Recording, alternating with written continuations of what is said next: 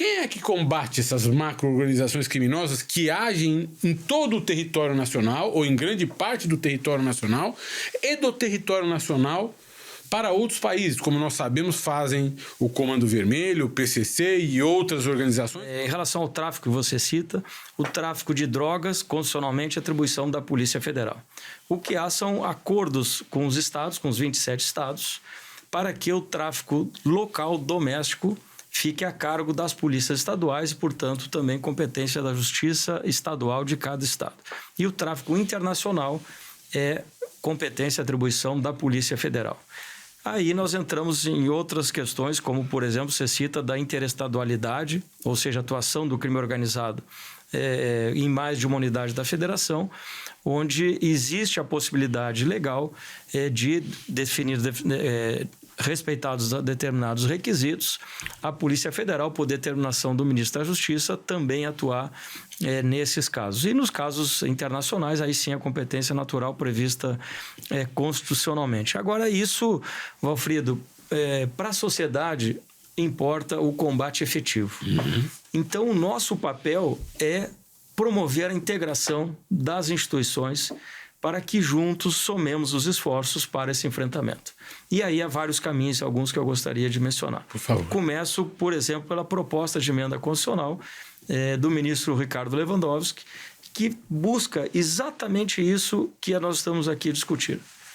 É uma coordenação nacional para que não fique, às vezes, é confuso mesmo. Uhum. Para nós, inclusive, às vezes a gente tem uma situação, olha, isso é nosso ou é dos outros? É dos outros.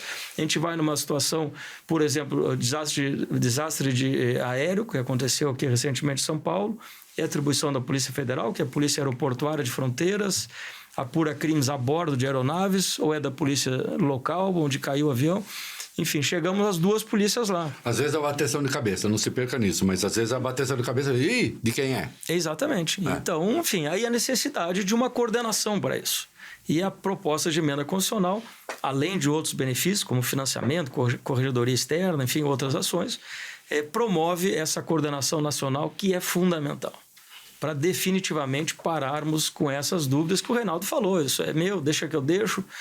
Então, a gente precisa ter isso. A par disso, operacionalmente, o que temos feito? Uma integração que temos hoje com as 27 unidades da federação. Construímos as Forças Integradas de Combate ao Crime Organizado. São 35 no Brasil inteiro. Onde nós, sim, enfrentamos esse crime mais, eu diria, de maior contato com a população no dia a dia, o crime violento, o crime local ali, levando o nosso know-how, as nossas bases de dados, policiais nossos da Polícia Federal que coordenam essas unidades e congregamos todos, Polícia Penal, Polícia Rodoviária Federal, Polícia Civil, Polícia Militar, alguns lugares as guardas civis e atuamos ali em conjunto. E também a integração internacional, a cooperação internacional. O crime organizado, isso é já uma máxima surrada, deixou de ser local, é transnacional há muito tempo.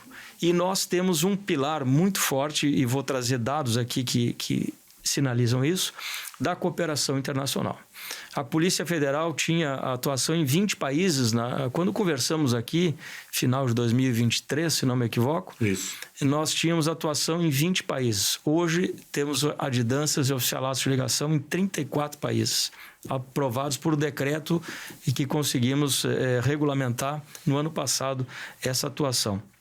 Tivemos uma vitória histórica, uma vitória do Brasil, que todo brasileiro deve se orgulhar, que foi a eleição para secretário-geral da Interpol de um colega nosso, um policial delegado de Polícia Federal, doutor Valdecir Urquiza, aliás, um brilhante profissional. Tem que vir aqui. Que assumiu, vencendo de maneira, eu diria, acachapante, o britânico que concorria diretamente, e que vai coordenar a maior instituição policial do mundo, que congrega 196 países. Em 100 anos, só tinha 5 países que tinham presidido, enfim, coordenado essa ação. Então, agora o Brasil entra nesse país. Firmamos acordo com a Europol. Nós somos o único país da América Latina que tem acordo operacional com a Europol. Só tem 3 países, Nova Zelândia, o Reino Unido, que não é mais União Europeia, e o Brasil. que tem acordos e temos efetivos lá na Europol, isso ano passado. E também continuo no exercício da Secretaria Executiva da Meripol, aqui na nossa região, que congregamos todas essas ações.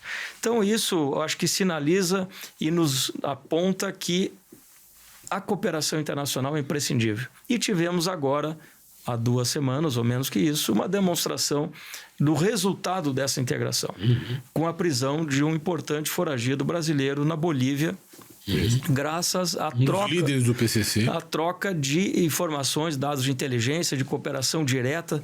Temos um oficial de ligação da Polícia Federal que está lá em Santa Cruz de la Sierra e que permitiu prontamente essa troca, né? A pessoa foi identificada lá no atendimento da polícia, comunicada imediatamente ao nosso colega, que mandou os dados biométricos, cruzamos com as nossas bases de dados, respondemos em tempo real e aí a polícia boliviana conseguiu fazer a prisão e no outro dia a pessoa foi expulsa, entregue ao Brasil na nossa fronteira. Então, acho que isso são demonstrações do quanto nós estamos investindo na integração doméstica com as forças integradas de combate ao crime organizado e na cooperação internacional. Nesse deixa que eu deixo.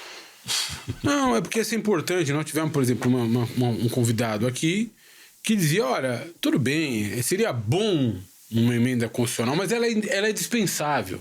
Se houvesse um entendimento, um convênio entre os estados da federação, a questão se resolveria. Eu estresso isso porque isso é muito importante. Nós estamos vivendo isso e o Congresso Nacional vai ter que tomar essa decisão pelo povo brasileiro. A minha pergunta é indispensável uma emenda constitucional para atribuir à União a competência para coordenar a política nacional de segurança pública? E o que isso significa?